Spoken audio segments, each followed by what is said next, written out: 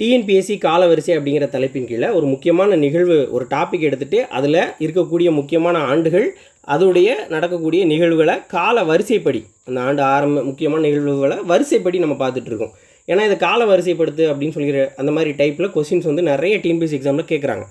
அப்போது ஒரு டாப்பிக்கை கால வரிசைப்படி நம்ம படிச்சுக்கிட்டோம் அப்படின்னா அந்த கேள்விகளை எளிமையாக நம்மளால் அணுக முடியும்.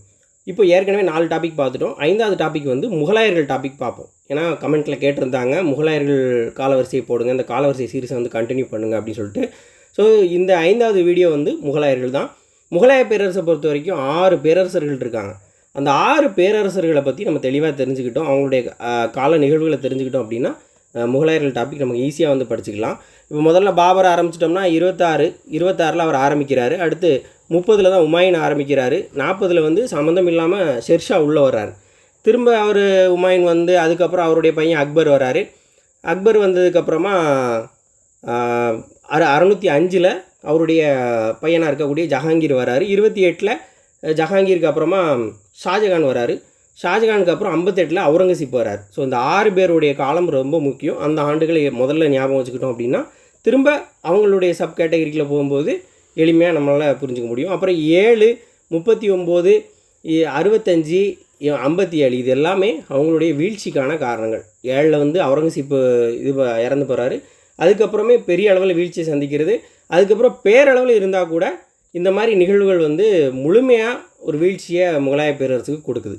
கிட்டத்தட்ட 300 ஆண்டுகள் அவங்களுடைய ஆட்சி இருந்திருக்கு. அப்போது பேரளவில் கிட்டத்தட்ட எவ்வளோ இருக்குது, ஒரு 150 வருஷங்கள் அப்படின்னு சொல்லலாம், ரொம்ப ஸ்ட்ராங்கான இதாக இருக்கும்போது. முதல் பேரரசராக இருக்கக்கூடிய பாபர் பற்றி பார்க்கலாம். இந்தியாவில் முகலாய பேரரசை நிறுவியவர் அப்படின்னா பாபர் தான். பாபருடைய ஆட்சி காலம் அப்படின்னு பார்த்தோம்னா 26ல் ஆரம்பித்து 30ல் முடியுது. 4 வருஷம் தான் ஆட்சி பண்ணியிருக்கிறாரு. ஆனால் அவர் 4 வருஷம் ஒரு முக்கியமான போர் நடத்தியிருக்கிறாரு. அது எல்லாமே அவருக்கு வெற்றியாக தான் முடிஞ்சிருக்கு. ஸோ முதல்ல பாபரை பற்றி தெரிஞ்சுக்கணும் அப்படின்னா பாபருடைய இயற்பெயர் என்ன அப்படின்னா ஜாகிருதீன் முகமது பாபர். ஜாகிருதீன் முகமது அப்படிங்கிறது தான் அவருடைய இயற்பெயர். அதில் நம்பிக்கையை காப்பவர் அப்படிங்கிற பொருளில் இருக்கக்கூடியதான் ஜாகிருதீன் முகமதுனா நம்பிக்கையை காப்பவர் அப்படின்னு பொருள், நம்பிக்கையை காப்பாற்றக்கூடிய ஒரு ஆள். பாபர்னா புலி அப்படிங்கிற அர்த்தம் இருக்கிறதாகவும் சொல்கிறாங்க. பாபர் பிறந்தது 1483 பிப்ரவரி 14 பிறக்கிறாரு. அவரை பொறுத்த வரைக்கும் மத்திய ஆசியாவில் உள்ள ஒரு இடத்துல தான் பிறக்கிறாரு.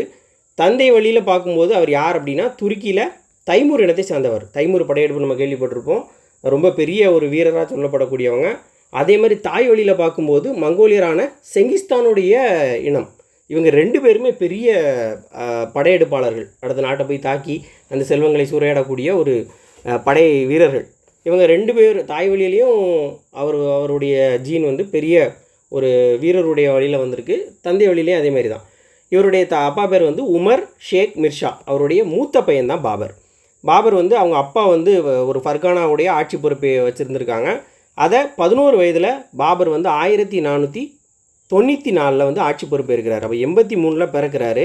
ஒரு 11 வருஷம் கழித்து ஆட்சி பொறுப்பை தன்னுடைய 11வது வயதிலே ஏற்றுக்கொள்கிறார். அதுக்கப்புறம் கொஞ்ச காலம் நிறைய அரசியல் பிரச்சனைகள் அங்கே சந்தித்ததுக்கப்புறம் சொந்தக்காரன் ஒருத்தனாலேயே ஏமாற்றப்பட்டு நாடோடியாக திரிந்தார் அப்படின்லாம் இருக்கும். 1505 காபூலை திரும்ப கைப்பற்றுறாரு. அப்போ அந்த காலகட்டத்தில் தான் இந்தியாவை நோக்கி அவருடைய நகர்வு, இனிமேல் மத்திய ஆசியாவில் சின்ன இடத்துக்கு நிறைய பேர் அடிச்சுக்கிட்டு இருக்கோம் அப்படின்னு சொல்லிட்டு அந்த நிகழ்வை நம்ம இங்கே வேண்டாம், நம்ம இந்தியா மாதிரியான இடத்துக்கு போவோம் அப்படின்னு சொல்லிட்டு இந்தியா மாதிரி அடுத்து மத்திய ஆசியாவை நோக்கி இங்கே தெற்காசியாவை நோக்கி நகர்வோம் அப்படின்னு சொல்லிட்டு வராரு. அப்போ இந்தியாவை நோக்கி அவருடைய முதல் படையெடுப்பு நடக்கு. அப்போ தான் 1519 அதுக்கான முயற்சிகள் எடுக்கிறாரு. ஸ்ட்ரைட்டாக அங்கே வந்துடல, அதுக்கான முயற்சிகள் எடுக்கிறாரு. 19லேருந்து 24 வரைக்குமான அந்த ஆண்டுகளில் பேரா, சியால்கோட், இங்கே லாகூர் வரைக்கும் வந்து அவருடைய படையெடுப்பு நீண்டுகிட்டே போகுது. 1524 வரைக்கும் அவர் பஞ்சாபை கடந்து இங்கே எதுவுமே வரல. பஞ்சாப் அப்படிங்கிறது இந்தியா பாகிஸ்தான் ஒருங்கிணைந்திருந்திருக்கும் போது இருக்கக்கூடிய அந்த பஞ்சாப். அப்போது கிட்டத்தட்ட பாகிஸ்தானுடைய பஞ்சாப் அப்படின்னு எடுத்துக்கலாம் நம்ம. அதை தாண்டி இங்கே அவர் வரல, லாகூர் பஞ்சாப் வரைக்கும் தான் வந்திருக்கிறார். அதுக்கப்புறம் தான் இங்கே தௌலத் கான் லோடி போய் கூப்பிடுவார். இப்ராஹிம் லோடிக்கு எதிராக இருக்கக்கூடிய அந்த தௌலத் கான் லோடி போய் அவரை கூப்பிட்டு நீங்கள் வாங்க அப்படின்னு 2 பேர் போய் கூப்பிடுவாங்க. ராணாவும் இந்த ராணா சங்காவுடைய தலைமையில் இருக்கக்கூடிய ஒரு குழுவும் தௌலத் கான் லோடியும் போவாங்க. ராணா சங்கா தான் பின்னாடி அவருக்கு பிரச்சனை வரக்கூடிய ஒரு ஆளாக இருப்பார். போகும்போது இந்த 4 போர் பாபருடைய வாழ்க்கையில் ரொம்ப முக்கியம். அதனால தான் அவர் அங்கேருந்து இங்கே வராரு. இங்கே நிறைய இடம் இருக்குது, நீங்கள் வரலாம் அப்படின்னு சொல்லும்போது தான் முதல்ல பாபர் இங்கே வர்றாரு. பாபர் இங்கே வரும்போது இந்த முதல் வருஷம் 1526, 27, 28, 29 4 வருஷம் தொடர்ந்து ஒவ்வொரு வருஷமும் ஒவ்வொரு போர். 4 போரும் ரொம்ப முக்கியம்.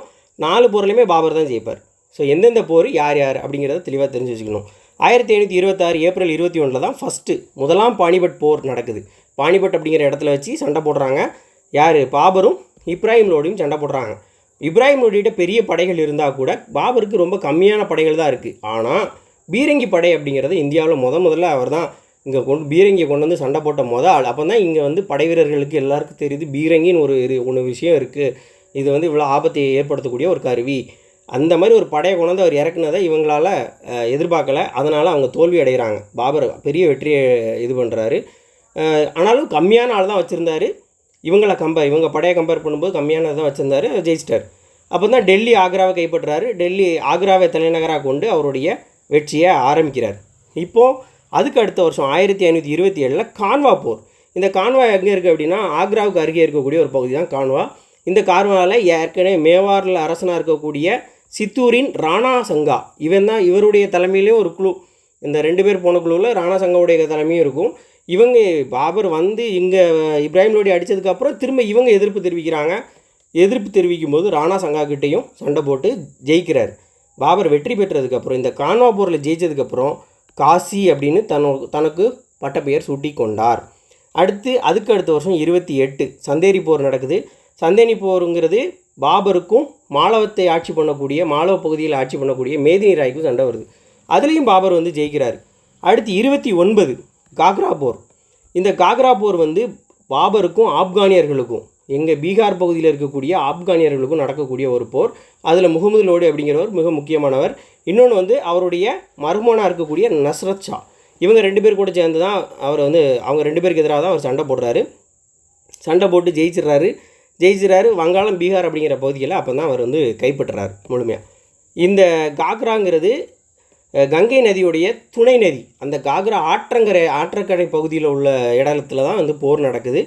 அதில் ஜெயிக்கிறார். ஸோ இந்த 4 போரையும் ஜெயிச்சு பல பகுதிகளை கைப்பற்றி அதை ஒரு முழுமைப்படுத்துறதுக்கு முன்னாடியே ஆக்ராவிலேருந்து லாகூர் போகக்கூடிய வழியில் பாபர் இறந்து போகிறார். அவ்வளோதான். பாபர் வந்து நமக்கு ரொம்ப முக்கியமானது அந்த 4 போர் யார் கூட சண்டை போட்டார், அதில் நடக்கக்கூடிய முக்கியமான நிகழ்வுகள்.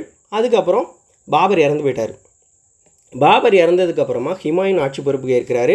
ஒரு 10 வருஷம் 1530 1540 அந்த காலகட்டத்தில் வரைக்கும் ஹுமாயூன் ஆட்சி பண்ணுறாரு. ஹுமாயூனை பொறுத்த வரைக்கும் உமாயூன் அப்படின்னு பழைய புத்தகத்தில் கொடுத்துருப்பாங்க, இப்போ ஹுமாயூனே கொடுத்துருக்காங்க. ஹுமாயூனை பொறுத்த வரைக்கும் அவர் பேர் வந்து அதிர்ஷ்டசாலி, நல்வாய்ப்பு இப்படிங்கிற பேர்லாம் இங்கே இப்படிங்கிற பொருள் தான் உண்டு. நல்ல ஒரு சான்ஸு, ஒரு கிஃப்டடு சான்ஸு, அதிர்ஷ்டம், நல்ல அப்போ அந்த மாதிரியான ஒரு பொருள் தான் அவருடைய பேர். ஆனால் அவருடைய லைஃப்பில் நடந்த விஷயங்கள் அதுக்கு ஆப்போசிட்டாக இருக்கும். எல்லாத்துலேயுமே அவருக்கு வந்து பெரிய இழப்புகளை தான் சந்திச்சிருக்கார். வாழ்நாள் முழுவதும் இடறிக்கொண்டே இருந்தார் அப்படின்னு லேன் புல் சொல்லியிருப்பார். ஏதாவது வாழ்க்கையில் இடறதுக்கு ஒரு சான்ஸ் கிடைக்கும் அப்படின்னா அதை முதலாக போய் செய்யக்கூடிய ஆள் தான் அப்படிங்கிற மாதிரி சொல்லியிருப்பார். ஹுமாயூனோட பிறப்பு அப்படிங்கிறது 1508. இங்கே பாபர் இந்திய படையெடுப்புக்கு முன்னாடியே ஹுமாயூன் பிறந்துட்டார். காபூலில் வச்சு தான் பிறந்திருக்காரு. 1505 காபூலை கைப்பற்றுவார். அதுக்கப்புறம் காபூலில் பாபர் கைப்பற்றுவார். காபூலில் தான் இவர் பிறந்திருக்கிறார். பிறந்து 1528 பதக்ஷான் அப்படிங்கிற பகுதியில் தன்னுடைய 20 வயதில் ஆளுநராக நியமிக்கப்படுதார். பாபர் வந்து 11 வயதில் ஆளுநராக நியமிக்கப்பட்டார். சரி, நம்ம 11 வயது, நம்ம பையனை 20 வயதில் ஒரு இடத்துக்கு ஆளுநராக நியமனம் பண்ணிட்டார். அடுத்து 1532 தௌரா போர் அப்படிங்கிற ஒரு போர் நடக்குது. இந்த போர் வந்து யாருக்கும் நடக்குன்னா ஹுமாயூனுக்கும் ஆப்கானியர்களுக்கும் நடக்குது. இந்த ஆப்கானியர்களுடைய ஒரு வகையான படத்தளபதியாக யார் இருப்பார் அந்த இடத்துல? ஷெர்ஷா சூரி வேலை பார்த்துட்டு இருப்பார் அவங்கக்கிட்ட. அப்போ ஷெர்ஷா சூரி கண்ட்ரோலில் இருக்கக்கூடிய சுனார் கோட்டையை ஹுமாயூன் வந்து முற்றுகையிட்டுருவார். 4 மாதம் முற்றுகையிட்டுருவார். இன்னும் அதில் என்ன சொல்லியிருக்காங்க அப்படின்னா, ஷெர்ஷா சூரி வந்து நான் இனிமேல் முகலாயர்களுக்கு விசுவாசமாக இருப்பேன் அப்படின்னு சொன்னதுனால அந்த முற்றுகையை கைவிட்டு ஹுமாயூன் திரும்பி விட்டார் அப்படின்னு சொல்லுவாங்க. ஹுமாயூனை பற்றி சொல்லும்போது ஹுமாயூன் வந்து அதிர்ஷ்டசாலி கிடையாது, ஆனால் பாபரை போல வீரர் கிடையாது, ஆனால் அதுக்காக வந்து அவர் கெட்டவர் கிடையாது. அவர் எப்படிப்பட்டவர் ஆளுனா ஒரு கற்றறிந்தவர், இரக்க குணம் படைத்தவர் அப்படின்னு தான் சொல்லியிருக்காங்க. அப்போ இரக்க குணம் வந்து ஒரு அரசனுக்கு முழுமையாக அப்படிப்பட்ட ஆட்கள் வந்து ஒரு அரசனாக கம்ப்ளீட் ஆக முடியுமான்னா டவுட்டு தான். அப்போது இரக்க குணம் இருக்குது. அவங்க சொல்கிறத நம்பி திரும்ப போயிடுறார். திரும்ப போகும்போது எதே ஷெர்ஷாவால் பின்னாடி அவருக்கு பிரச்சனை வருது. 1539 சவுசா போர். இந்த சவுசா போரில் ஹிமாயூன் வந்து ஷெர்ஷாவை ஃபேஸ் பண்ணுறாரு. ஹிமாயூன் தோல்வி அடைகிறாரு. அங்கேருந்து தப்பிச்சு போய் திரும்பியும் தம்பிமார்ட்டெல்லாம் உதவி கேட்பார். அவங்கெல்லாம் பண்ண மாட்டாங்க.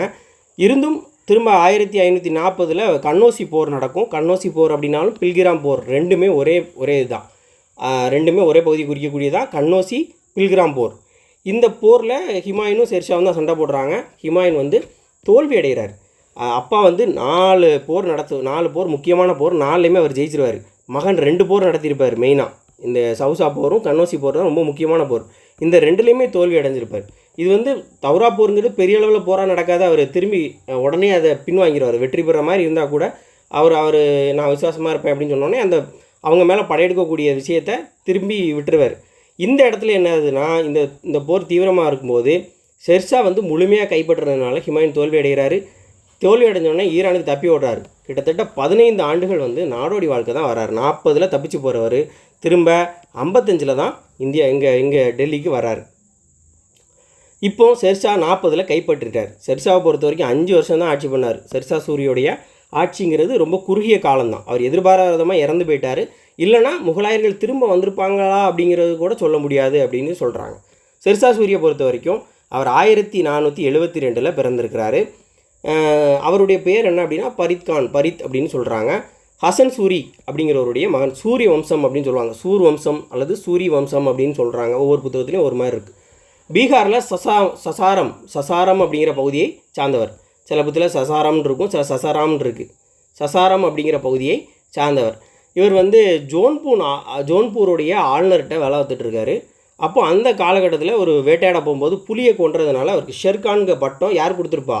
ஜோன்பூருடைய ஆளுநர் தான் கொடுத்துருப்பார். இவர் தன்னை எப்படி அழைத்து கொண்டார் அப்படின்னா ஷெர்ஷா அப்படின்னு தன்னை அழைத்து கொண்டார். அவர் பேர் ஃபரித்து.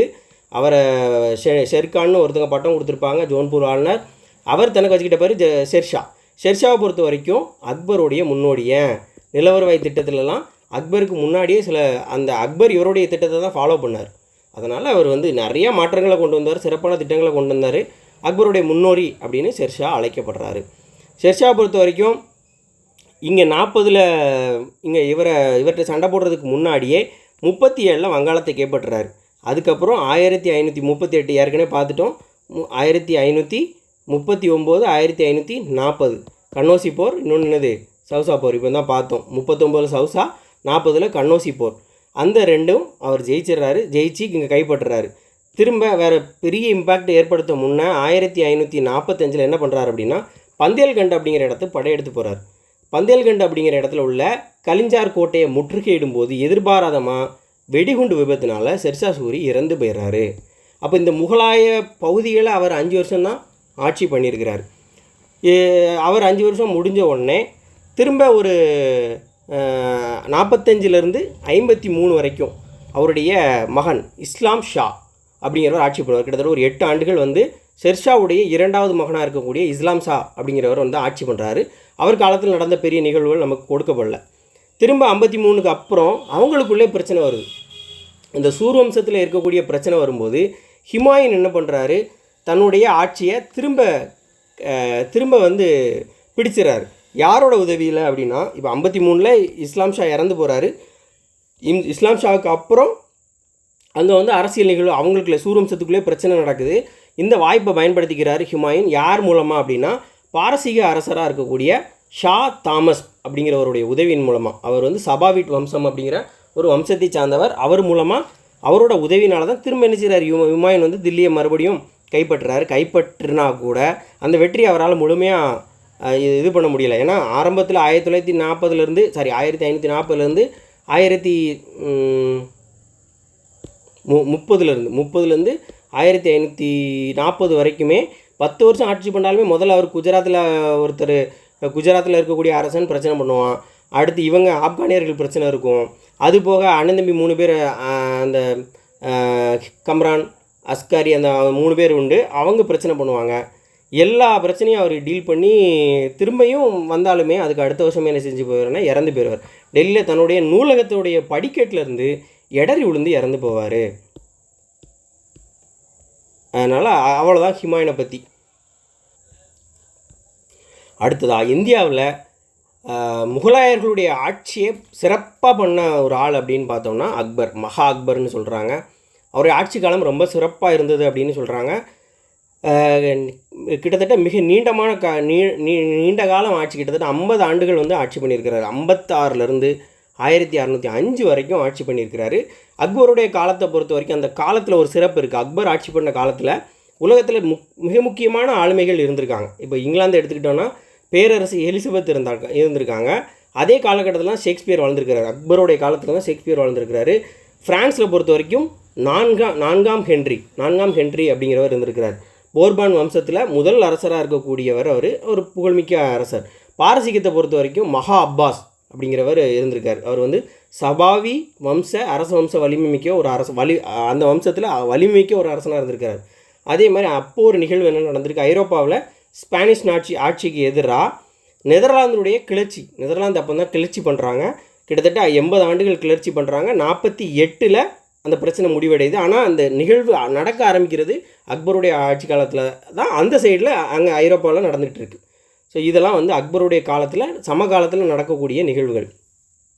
அக்பருடைய பிறப்பை பற்றி பார்க்குறோம் அப்படின்னா 1542 1540 ஹிமாயூனை ஊரை விட்டு அடித்து துரத்திடுறாங்க. ஹிமாயூன் அப்போ வந்து ரஜபுத்திரர்களுடைய பாலைவனங்களில் அலைந்து திரிகிறார். அந்த அலைந்து திரியக்கூடிய காலத்தில் தான் பிறக்கிறாரு.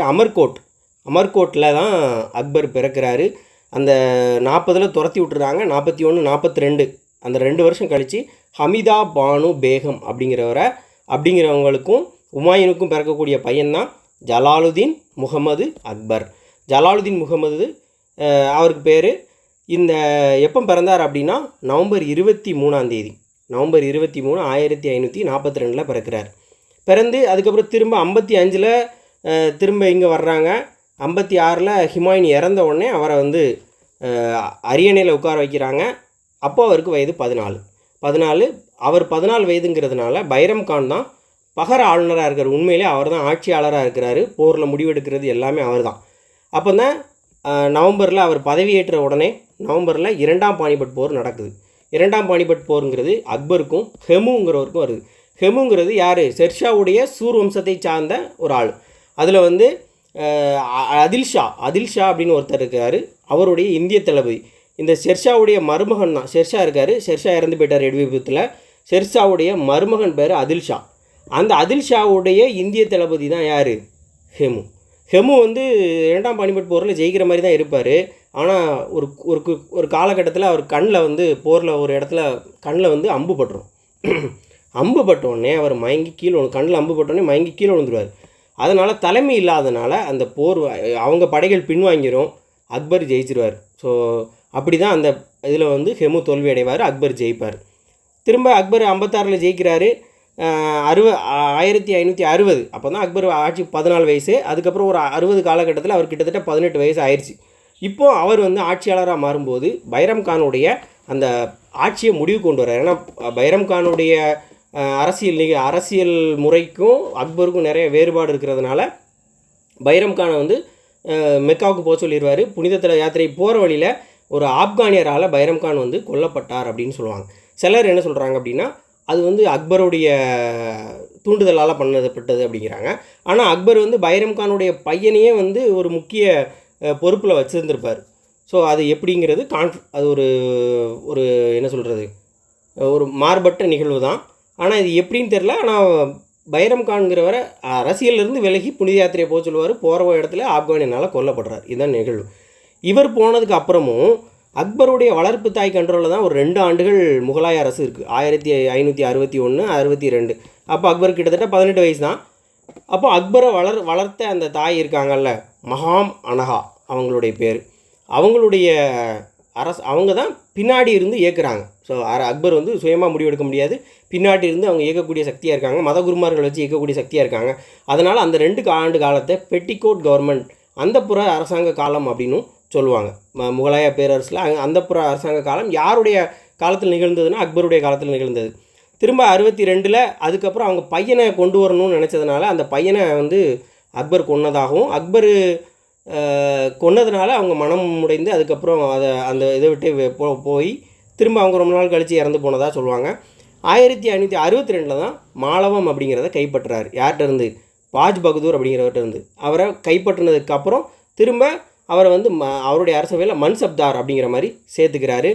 62 தான் அக்பர் என்ன செய்கிறாரு? ஜிசியா வரியை ரத்து செய்கிறார் முதல் முறையாக.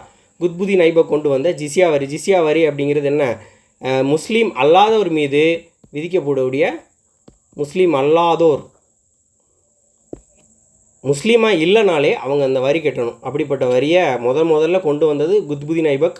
அதை முதல்ல ரத்து செஞ்ச ஒரு இஸ்லாமிய அரசன் அப்படிங்கிறது அக்பர் தான். 1562 இது பண்ணுறாரு. கோண்டுவானா பகுதியை கைப்பற்றுறாரு. அங்கே தான் ராணி துர்கா தேவி அவங்ககிட்ட சண்டை போட்டு அவங்களோட பையன் வீரநாராயணன் இவங்க 2 பேரும் வீரமாக சண்டை போட்டு அதுலேயும் அக்பர் என்ன செய்வார் அப்படின்னா ஜெயிச்சிருவார். 62 கோண்டுவானாவுக்கு அப்புறம் தான் சித்தூர் பகுதியை கைப்பற்றுறார். இங்கே யார் அப்படின்னா யார்கிட்டருந்து கைப்பற்றாருன்னா ராணா உதய்சிங், மேவாருடைய அரசனாக இருக்கக்கூடிய ராணா உதய்சிங் அப்படிங்கிறவர் தான் ஜெயிக்கிறாரு. இதில் ராணா உதய்சிங்கிறவர் ஒரு குதிரை வச்சுருப்பார். அந்த குதிரையில் பின்வாங்கி போய் திரும்ப சண்டை போடுவார். சாரி, அது பிரதாப் சிங் அவருடைய பையன். சரியா? இப்போ வந்து அக்பருடைய அவர் வந்து அவரோட பையன் தான் அப்படி குதிரையிலேருந்து சண்டை போடுவார். சேத்தக்னு ஒரு குதிரை இருக்கும். இது வந்து உதய்சிங். இந்த உதய்சிங்கிறது தான் என்ன செய்கிறார் அப்படின்னா 68 கைப்பற்றுறாரு. இவருக்கு 2 தளபதிகள் உண்டு, ஜெய்மால், பட்டா அப்படின்னு. இவங்க ரொம்ப வீரமாக சண்டை போட்டது அவங்களோட தியாகத்தை எதிரிகள் தான். ஏன்னா உதய்சிங்கோட தளபதிகள் தான் ஜெய்மால், பட்டா. முகலாயரை எதிர்த்து தான் சண்டை போடுறாங்க. ஆனால் ரொம்ப வீரமாக நின்று சண்டை போடுறாங்க. அக்பர் அதனால் அவங்க சண்டையில் போரில் இறந்து போயிடுவாங்க. அக்பர் அவங்களோட நினைவாக என்ன பண்ணுவார் அப்படின்னா ஆக்ரா கோட்டையில் முக்கியமான நுழைவாயில் அவங்களுடைய வீரத்தையும் தியாகத்தையும் போற்றக்கூடிய விதமாக அந்த எதிரி தளபதிகளுக்கு வந்து சிலை வைப்பார், ஜெய்மாலுக்கும் பட்டாவுக்கும். அடுத்து 1569 ராந்தம்பூர் அப்படிங்கிற பகுதியை ராணா உதய்சிங்கிட்ட இருந்து தான் கைப்பற்றுவார். முதல்ல கோண்டுவானா, சித்தூர், இவங்ககிட்ட இருந்து முதல்ல சித்தூரும் அதுக்கப்புறம் தான் ராந்தம்பூர் அதே மேவார் அரசன்ட்டு கைப்பற்றுவார். அடுத்து 1571 பதேபூர் சிக்ரியை தலைநகரமாக அறிவிக்கிறார். 1573 குஜராத்தை கைப்பற்றுறாரு. அரசன் முசாபர் ஷாட்டிருந்து குஜராத்தை கைப்பற்றுறாரு. 75 தான் என்ன பண்ணுறாரு அப்படின்னா அவருடைய எல்லாத்துலேயும் கொஞ்சம் மாற்றங்கள் ஏற்படுது. அப்போ தான் இபாதத் கானா அப்படிங்கிறத கட்டுறாரு. இபாதத் கானா அப்படிங்கிறது என்ன அப்படின்னா மதத்துக்கான ஒரு தொழுகை பண்ணக்கூடிய ஒரு இடம். பல்வேறு மதத்தை சார்ந்தவங்களும் உட்காந்து சமய விவாதங்களை நடத்துவாங்க. எல்லா மதத்தை சார்ந்த கிறிஸ்தவ, சீக்கிய, இந்து, இஸ்லாமிய எல்லா மதத்தை சார்ந்தவர்களும் அந்த இடத்துல வந்து விவாதம் பண்ணுவாங்க. விவாதம் பண்ணக்கூடிய ஒரு மண்டபகம், ஒரு தொழுகை மண்டபகம் அப்படின்னு தான் இபாதத் கானாவை சொல்கிறாங்க. அது எங்கே கட்டப்பட்டுச்சு அப்படின்னா பதேபூர் சிக்ரி, அவருடைய கேபிட்டலாக இருக்கக்கூடிய 2வது கேபிட்டலாக இருக்கக்கூடிய பதேபூர் சிக்ரியில் தான் வந்து கட்டியிருப்பாங்க. திரும்ப மறுபடியும் என்ன பண்ணுறாங்க அப்படின்னா ஹால்டிகாட் போருங்கிறது நடக்குது. ஏற்கனவே உதய்சிங் அப்படிங்கிறவர்கிட்ட தான் என்னத்தெல்லாம் கைப்பற்றிருப்பார்? சித்தூரையும் ராந்தம்பூரையும் கைப்பற்றிருப்பார். அவருடைய உதய்சிங் அவருடைய பையன் பழி வாங்கிறதுக்காக திரும்ப அவர் சண்டை போடுறார். 1576 ஹால்டிகாட் போர் அப்படிங்கிற போர் அவருக்கும் அக்பருக்கும் ராணா பிரதாப் சிங்க்கும் நடக்குது. அப்போ தான் அவர் என்ன செய்வார் அப்படின்னா சேத்தக் அப்படிங்கிற தன்னுடைய குதிரை, அவருடைய குதிரை பேர் வந்து சேத்தக், அந்த குதிரையிலேருந்தே சண்டை போட்டு தப்பிச்சு போயிடுவார். தப்பிச்சு போயிட்டு தன்னுடைய இறுதி வரைக்குமே அவர் வந்து சண்டை போட்டதாக சொல்கிறாங்க. ஆனால் அக்பர் ஹால்டிகாட் போரில் அக்பர் தான் ஜெயிப்பார். அதுக்கப்புறம் தாவூத் கான்ட்டிருந்து பீகாரையும் வங்காளத்தையும் வந்து அக்பர் வந்து கைப்பற்றி கொண்டுவார். 1579 தவறுபடா ஆணை அப்படிங்கிறத கொண்டு வருவார். இந்த தவறுபடா ஆணைங்கிறது என்ன அப்படின்னா அரசியலையும் சரி மத விவகாரங்களையும் சரி சமய சமூக எல்லாத்துலேயுமே அரசனுக்கு முடிவெடுக்கக்கூடிய அதிகாரம் இருக்குது அப்படின்னு சொல்கிறது தான் இந்த தவறுபடா ஆணை. இதன் மூலமாக அது வரைக்கும் அந்த மதம் சம்மந்தப்பட்ட விஷயங்கள் எல்லாருமே மதகுருமார்கள் தான் முடிவெடுப்பாங்க. இங்கே அவர் தான் முதல்ல என்ன செய்கிறாரு, மத விவகாரங்களில் முடிவெடுக்கக்கூடிய ஒரு அதிகாரத்தை அந்த தவறுபடா ஆணையில் மூலமாக கொண்டு வர்றாரு. அடுத்ததாக 1580 தாகாசாலா முறை அப்படின்னு சொல்லப்படக்கூடிய முறையை கொண்டு வர்றாங்க. நிலவருவாய் முறை தான் இன்னொரு பேர். அதை முக்கியமாக அதை பொறுப்பேற்று கொண்டது யார் அப்படின்னா ராஜா தோடர்மால் அவருடைய மேற்பார்வையில் தான் அது நடக்குது. அடுத்து 1581 அரசர் சந்திராசன் அப்படிங்கிறவர் இறந்து போகிறார். அவர் ஜோத்பூரை சேர்ந்த ஒரு மார்வார் இனத்தில் உள்ள மார்வார் பகுதியுடைய அரசன். அவரும் இறக்கும் வரைக்கும் என்ன செய்கிறார், முகலாயரை எதிர்த்தவர் தான். அவர் யாருன்னா மால்தியோ ராத்தோர் அப்படிங்கிறவருடைய பையன். அக்பரை எதிர்த்தவங்களில் இவரும் ஒருத்தர். இறக்கும் வரை எதிர்த்தார், அதனால் அவரை ஞாபகம் வச்சுக்கணும், அவ்வளோதான். சந்திராசன் அப்படிங்கிறவர். திரும்ப 82 தீன் இலாஹி அப்படிங்கிற ஒரு மதத்தை அறிமுகப்படுத்துகிறார். தௌஹீத் ஹிலாஹி அப்படின்னு சொல்லக்கூடிய அந்த மதத்தை தெய்வீக மதம்னு சொல்கிறாங்க. தெய்வீக ஒரு கடவுள் கோட்பாடு அப்படிங்கிறதான் அந்த கோட்பாடு. அக்பர் வந்து இதை எல்லாரும் கட்டாயமாக பின்பற்றணும் அப்படின்னு சொல்லவே இல்லை. அதனால் அவர் கூட இருந்தவங்களே ரொம்ப கம்மியான பேர் தான் அதை ஃபாலோ பண்ணியிருப்பாங்க. பீர்பால் மாதிரி ஒரு குறிப்பிட்ட சிலர் மட்டும்தான் அதை பின்பற்றிருப்பாங்க. ஆனால் எல்லாரும் அதை ஏற்றுக்கொள்ள மாட்டாங்க. ஏன்னா அவர் கட்டாயம்னு சொல்லவே இல்லை, விருப்பம் இருந்தால் அதை ஏற்றுக்கொள்ளுங்க அப்படிங்கிற மாதிரி சொல்லியிருப்பார். அடுத்ததாக அதே வருஷம் தான் என்ன செய்யுதுன்னா, இபாதத் கானாவில் நடைபெறக்கூடிய அந்த இபாதத் கானான்னு பதைப்பூர் சிக்ரியில் ஒரு இடத்த கட்டி வச்சு ஒவ்வொரு சமயத்துடைய பெருமைகளையும் அந்த விவாதங்களையும் நடத்தக்கூடிய விஷயங்களை பண்ணிகிட்டு இருப்பார். அதில் நிறைய கசப்புணர்வு வரும், நிறைய பிரச்சனை வரும். அப்போ பிரச்சனை வரும்போது ஏன் இது நல்ல விஷயத்துக்காக அக்பர் கொண்டு வருவார், எல்லா மதத்தில் உள்ள விஷயங்களையும் நல்ல விஷயங்களை பேசணுங்கிறதுக்காக கொண்டு வருவார். ஆனால் அதுவே பெரிய பிரச்சனையாக மாறும்போது அந்த விவாதங்களை என்ன செய்கிறார் அப்படின்னா நிறுத்துகிறார். அடுத்து 86 காஷ்மீரை கைப்பற்றுறாரு. 91 சிந்து காண்டேஷ் பகுதியில் கைப்பற்றுறாரு. அடுத்ததாக 1595 காந்தகார் பாரசீகர்கள்ட்டிருந்து கைப்பற்றுறாரு. 95 காந்தகார், 96 சாந்த் பீபி அப்படிங்கிறவங்ககிட்ட பெரார் பகுதியை கைப்பற்றுறாரு. அடுத்த வருஷம் 1597 தான் ராஜா பிரதாப் சிங் அப்படிங்கிறவர் இறந்து போகிறார். இந்த பிரதாப் சிங்கிறவர் உதய் சிங்கோட மகன். நம்ம பார்த்தோம், சேத்த குதிரையில் சண்டை போட்டவர். அவர் முன்னாடியே இந்த ஹால்டிகாட் போரிலே தோற்று போயிடுவார். ஆனால் 97 வரைக்கும் அவர் முடிஞ்ச அளவுக்கு மறைமுகமாக இருந்து முயற்சி பண்ணியிருக்கிறாரு சண்டை போட்டு ஜெயிக்கிறதுக்கு. ஆனால் கடைசி வரைக்கும் அவரால் வெற்றி பெற முடியவில்லை. அடுத்து 1600 அகமது நகரில் சில பகுதிகளை கைப்பற்றுறாரு. 1604 செப்டம்பரில் அக்பர் நோய்வாய்ப்படுவார். நோய்வாய்ப்பட்டு அதுக்கு அடுத்த வருஷம் அக்டோபர் 27 1605 அக்பர் இறந்து போகிறாரு. இறந்து போகிறது எங்கே அப்படின்னா ஆக்ரா பக்கத்தில் இருக்கக்கூடிய சிக்கந்தராவில் அவருடைய உடல் நல்லடக்கம் செய்யப்படுது. அடுத்து அக்பருடைய மகனாக இருக்கக்கூடிய ஜஹாங்கீர் 5லேருந்து 27 வரைக்கும் ஆட்சி பண்ணியிருப்பார். ஆனால் முழுமையான ஆட்சி அப்படின்னு சொன்னால் இல்லை, அவங்களுடைய மனைவியாக இருக்கக்கூடிய நூர்ஜஹானுடைய மறைமுக ஆட்சின்னு சொல்லுவாங்க சில பாதி, அவங்கள கல்யாணம் பண்ணதுக்கு அப்புறம். இவருடைய இயற்பெயர் சலீம் நூருதீன் முகமது ஜஹாங்கீர் அப்படின்னு சொல்லுவாங்க. இந்த உலகத்தை கைப்பற்றியவர் அப்படிங்கிறது அதோட பொருள். ஜஹாங்கீர் அரண்மனை அவர் இறந்த உடனே 1605 அரியணை ஏறுறாரு. அடுத்ததாக நூர்ஜஹானுடைய காலம்னு பார்த்தோன்னா 611 5 தான் ஏறுறாரு. 11 நூர்ஜஹானை கல்யாணம் பண்ணிக்கிறார். அதுலேருந்தே மொதல் 6 வருஷம்தான் அவருடைய ஆட்சி, உண்மையான ஆட்சி. அந்த 11க்கு அப்புறம் நிறையா நிர்வாக முடிவுகளை நூர்ஜஹான் தான் எடுத்ததாக சொல்கிறாங்க. நூர்ஜஹானுடைய இயற்பெயர் என்ன அப்படின்னு பார்த்தோம்னா மெஹருநிசா. நூர் மஹால் அப்படின்னா முதல்ல அவங்களுக்கு பேர் நூர் மஹால்னு மாற்றுக்கிறாங்க, அரண்மனையின் ஒளி. அதுக்கப்புறம் திரும்ப அவங்க நூர்ஜஹான் அப்படின்னு அழைக்கப்பட்டாங்க. நூர் மஹால்னா அரண்மனை, ஜஹான் அப்படின்னா உலகம் அப்படின்னு அர்த்தம். நூறுங்கிறது ஒளியை குறிக்கக்கூடியது. அப்போது மெஹருநிசா இயற்பெயர் நூர் மஹால்னு முதல்ல அழைக்கப்படுறாங்க, அரண்மனையின் ஒளின்னு. அதுக்கப்புறம் நூர்ஜஹான் உலகின் ஒளின்னு அழைக்கப்படுறாங்க. இது மிர்சா கியாசுபெக்கின் மகளாக இருக்கவங்க தான் இந்த நூர்ஜஹான். பாரசீக பிரபு அப்படின்னு ஒரு பாரசீக பிரபுவாக இருக்கக்கூடிய அந்த மிர்சா கியாசுபெக் அப்படிங்கிறவருடைய மகள். இன்னொரு பேரும் கொடுத்துருப்பாங்க, இந்த பேரும் ஒரு புக்கில் கொடுத்துருக்காங்க. அடுத்து 1614 ராஜா அமர் சிங் அப்படிங்கிறவரை, மேவார் பகுதியோட அரசராக இருக்கக்கூடியவரை ஜஹாங்கீர் தோற்கடிக்கிறாரு. அடுத்து மிக முக்கியமான நிகழ்வு 1515 தாமஸ் ரோ வருவார். ஜஹாங்கீரோட அரசவைக்கு தான் ஆங்கிலேயர்கள் முதல்ல வருவாங்க. தாமஸ் ரோ முதல்ல ஒருத்தர் வருவார், அவருக்கு பெர்மிஷன் கிடைக்காது. திரும்ப தாமஸ் ரோ சூரத்தில் பெர்மிஷன் வாங்கிடுவார், வியாபாரம் பண்ணுறதுக்கு பெர்மிஷன் வாங்கிடுவார். ஸோ இது வரலாற்றில் மிக முக்கியமான நிகழ்வுங்கிறது இதுதான். அடுத்து 1521 வங்காளத்தில் ஏற்பட்டக்கூடிய கலவரத்தை அடக்குறாரு. அதுக்கு அடுத்த வருஷம் ஷாஜகான் தன்னுடைய தந்தைக்கு எதிராக கிளர்ச்சி பண்ணதாக சொல்கிறாங்க. அந்த காலகட்டத்தில் காந்தகார் அப்படிங்கிறது என்ன அப்படின்னா முதல்ல அக்பர் கைப்பற்றிருப்பார். 1595 பாரசீகர்கள்ட்டிருந்து அக்பர் கைப்பற்றி வச்சுருப்பார். அக்பர்கிட்டருந்து திரும்ப இவர் ஜஹாங்கீர்கிட்டருந்து என்ன செஞ்சுறாங்க அப்படின்னா அந்த பாரசீக அரசர் ஷா அப்பாஸ் அப்படிங்கிறவர் மறுபடியும் திரும்ப பிடுங்கியிருப்பார். அது அவங்களோட தான். பாரசீகர்கள்ட்டிருந்து அக்பர் பிடுங்குறாரு. அக்பர்கிட்டருந்து ஜஹாங்கீர் காலத்தில் அவங்க எடுத்துக்கிறாங்க. திரும்ப 27 ஜஹாங்கீர் இறந்து போகிறாரு. 45 தான் நூர்ஜஹான் இறக்குறாங்க. 27 ஜஹாங்கீர் இறந்தோடனே நூர்ஜஹானுக்குள்ளே எல்லா பவரும் போயிடுது. ஏன்னா ஷாஜகான் வர்றாரு. திரும்ப 45 வரைக்கும் அவங்க இருக்கிறாங்க. அதுக்கப்புறம் அவங்களுக்கு ஓய்வூதியம் வழங்கப்பட்டதாக சொல்கிறாங்க. அதுக்கப்புறம் அவங்க இறந்துடுறாங்க. ஷாஜகான் 27லேருந்து 58 வரைக்கும் ஆட்சி பண்ணுறாரு. ஷாஜகான் பிறந்தது 1592 லாகூரில் பிறக்கிறாரு. அவங்களுடைய தாய் ஒரு இந்து மதத்தை சார்ந்தவங்க. அவருடைய இயற்பெயர்னு பார்த்தோம்னா குர்ரம். பிற்காலத்தில் தான் ஷாஜகான் அப்படின்னு மாறுது. ஷாஜஹான் அப்படின்னா உலகத்தின், ஜஹான்னா உலகம், ஷா அப்படின்னா அரசர், உலகத்தின் அரசர் அப்படின்னு சொல்கிறாங்க. ஷாஜகானுக்கும் மும்தாஜுக்கும் திருமணம் 12 நடக்குது.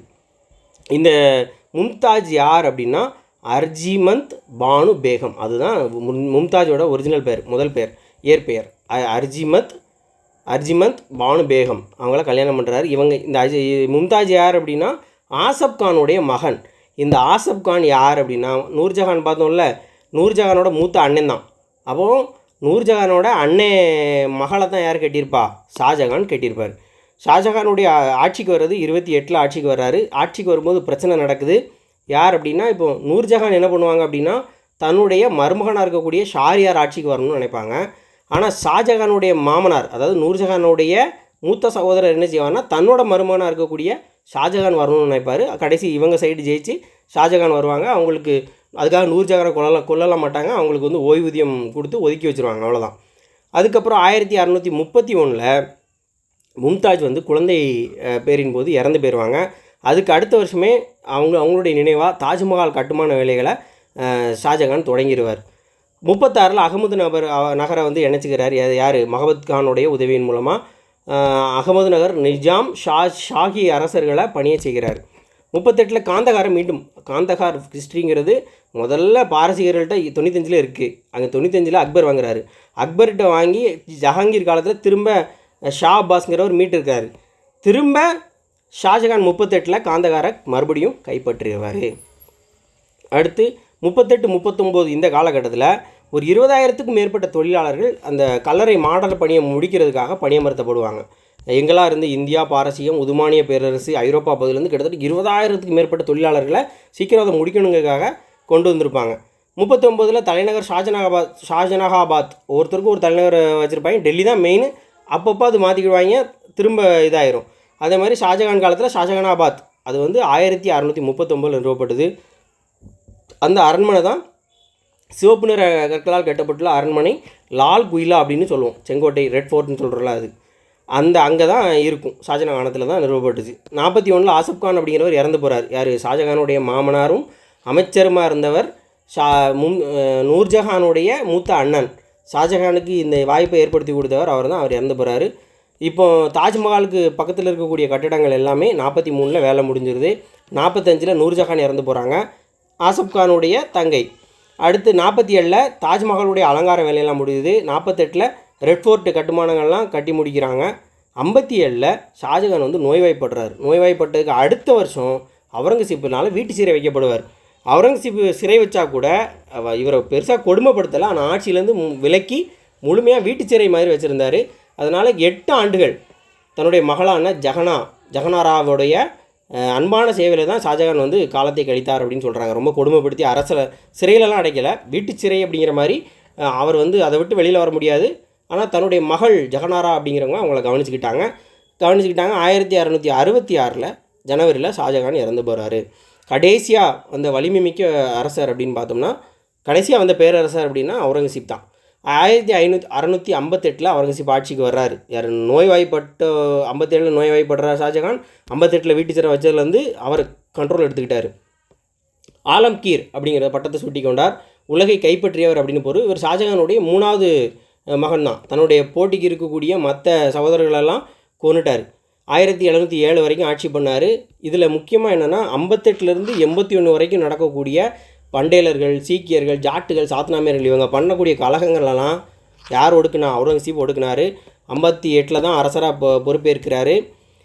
அதே காலகட்டத்தில் ரொம்ப அவுரங்கசீப்புக்கு தலைவலியாக இருந்தது யார் அப்படின்னா சிவாஜி, மராத்திய நாட்டுடைய சிவாஜி. 74 அந்த ராய்கர் கோட்டையில் பதவியேற்பார். அவர் மராத்திய பகுதியுடைய அரசராக தன்னை முடிசூட்டி கொண்டுவார். இவர் முகலாயர்களில் இருக்கார். இவர் 2 பேருக்கும் பிரச்சனை நடக்குது. அக்பர் பண்ண ஒரு நல்ல விஷயம் ஜிஸ்யா வரிங்கிறத நீக்கியிருப்பார். இவர் திரும்ப கொண்டு வந்திருப்பார். ஏன்னா ஒரு தீவிரமான ஒரு இஸ்லாமியர் இவர். 1679 ஜிஸ்யா வரி கொண்டு வருவார். அது மாதிரி 1680 கொரில்லா போர் முறையை கையாளக்கூடிய ஒருத்தர் யார்? ராஜ்சிங், ராஜ்சிங், மேவார் பகுதியுடைய ராஜ்சிங் என்கிறவர் வந்து அவுரங்கசீப் எதிராக போராடினார். திரும்ப சிவாஜி தன்னுடைய சாவர வரைக்கும் சிவாஜி என்ன செய்வார்? 680 வரைக்கும் முகலாயர்களை எதிர்த்து போரிடுவார். தக்கான எலி அப்படின்னு சொல்லுவார் அவரை. யார்? அவுரங்கசீப். 53வது வயதில் இறந்து போவார். இவரும் கொரில்லா போர் முறையை கையாளக்கூடிய ஒரு ஆள். அடுத்து 1681 ராஜா ஜெய்சிங் அப்படிங்கிறவர் அவுரங்கசீப் கூடைய ஒரு அமைதி உடன்படிக்கை ஏற்படுத்திக்கிறார். யார்? மேவாருடைய புதிய ராணா. ஏன்னா மேவார் பகுதியில் இருக்கக்கூடிய ராணான்னு ஒருத்தர் அது வரைக்கும் அவுரங்கசீப்கிட்ட சண்டை போட்டுக்கிட்டு இருப்பார்.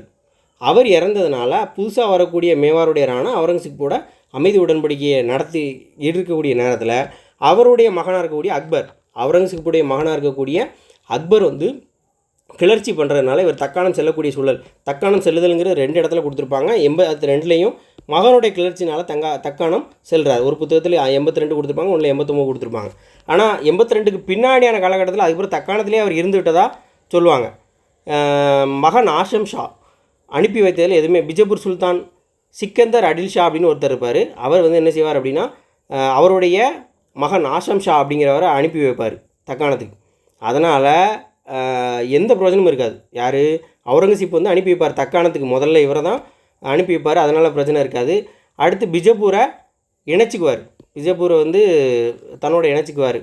என்ன செய்வார்னா நேரடியாக களத்தில் அவுரங்கசீப் முதல்ல என்ன செய்வார்னா ஆஷம் ஷாங்கிறவர் அவுரங்கசீப்போட பையன், அவரை போய் பிஜப்பூரில் போய் சண்டை போடுறதுக்கு அனுப்புவார். அவரை அனுப்புறதுனால எந்த பிரயோஜனமும் இருக்காது. ஏன்னா பிஜப்பூர் சுல்தான் சிக்கந்தர் அடில் ஷா அப்படிங்கிறவர் வந்து அவரை ஓவர்டேக் பண்ணிடுவார்.